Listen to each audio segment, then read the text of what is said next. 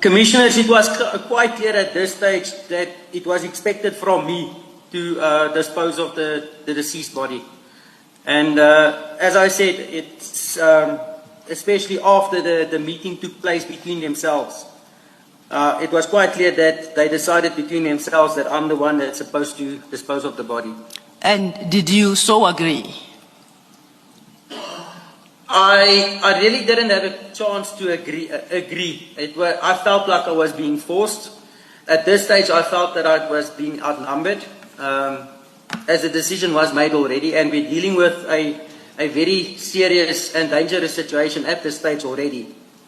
Yes. So I interpret it as if I don't comply, then I would probably be next.